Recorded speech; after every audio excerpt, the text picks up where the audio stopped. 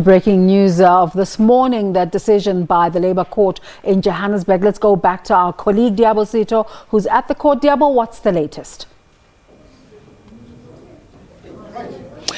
Desiree, as we now already know that the Labour Court in Johannesburg and Braamfontein has interdicted the protest action that was planned for tomorrow, organised by SABC, backed up by Cosatu. And for more reaction, I'm joined by the Deputy General Secretary of Cosatu, Mr. Soliphetwe, to find out, what the next step is going to be. I believe that they're planning an appeal, and they say that, in fact, this could go on the 7th of October. This was another date that the protest action was planned for. Mr. Phethwe, thank you so much for your time.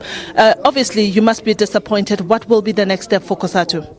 Not really disappointed, not really. But what we say is that the judge has made a judgment with no reasons. He says reasons, she will provide reasons later. And as Cosatu and SABC, we think that is a suspension of the strike.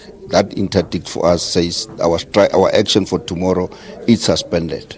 The next action that we're going to do, our legal team has been instructed to submit an agent appeal on this matter, but at the same time, we are going to do these things concurrently with the submission of another Section 77 to Nedlac. We expect Nedlac to convene a standing committee urgently, because one of the reasons that was argued yesterday by business was the issue of the not enough consultation. We're not sure. That's why we're saying our lawyers, our legal team should get the reasons from the judge and check and evaluate what exactly reasons that the judge has made the ruling to interdict our strike. Yeah. But we are saying for tomorrow, our members should not go out, but we are not demobilizing. We continue to mobilize our members to make sure that this scourge of unemployment that is taking place in this country must come to an end.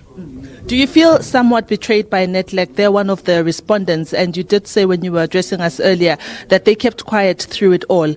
How does this make you feel as a union? Definitely, we feel betrayed by Nedlac, because Nedlac was the third respondent. We expected them to come here and support what we have submitted or oppose Cosatu, but they did not do that. So to us, it tells us Nedlac, for us, its integrity or credibility is questionable.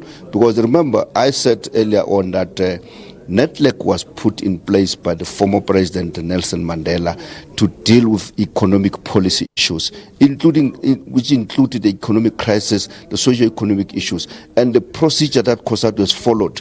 It's the end. We followed all the processes in terms of making sure that this strike action is protected. As we said, even our submission answering the affidavit and our argument is that we submitted Section 77 in 2017. We had used the Section 77 on the 2019, 13th of February, a very powerful strike on the action in relation to the job losses.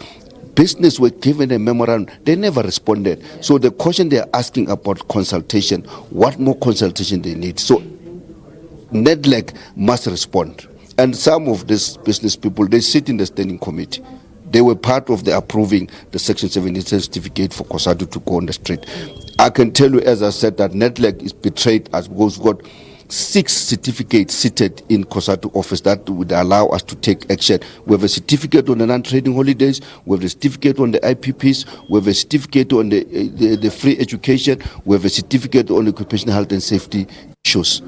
So all those issues were given because employers did not respond, did not meet the requirement in terms of what the protocol is expected. Mr. Phethwe, having said all of that, how are you as a union preparing your members, for this coming revolution? While we may want to say that automation is taking over jobs and we're seeing banks responding in that manner, but we still, as humans, still need to be prepared. And I would expect that as my union, you would somehow prepare me for the forthcoming revolution. How are you as a federation helping the members of Cosatu to prepare everyone for this coming revolution? Cosatu is participating in the 4th Industrial Revolution Commission. We've got 2 members representing Cosatu on the Presidential 4th Industrial Revolution Commission. And our message is very clear that the 4th Industrial Revolution should not be used to retrench workers.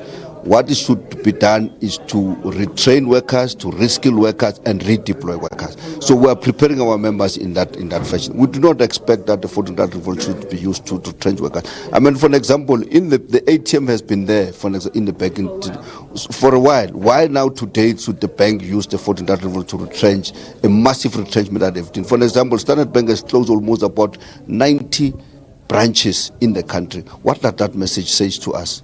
So we are preparing, we're in that process to prepare our members to understand, yes, we accept the 14th revolution is here, we must find a way to climatize with it. Mr. Petwe, thank you very much for your time. Thank you. So that was Mr. Soli Petwe. He's the Deputy General Secretary at Cosatu. They're basically saying that they're going to mobilize their members, to not think that this is the end.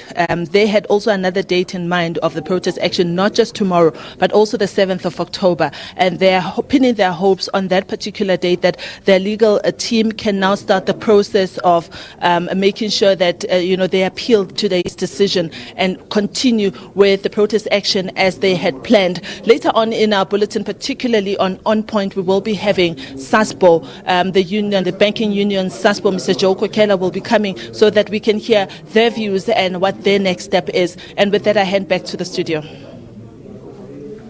Thank you very much there to Diabo City.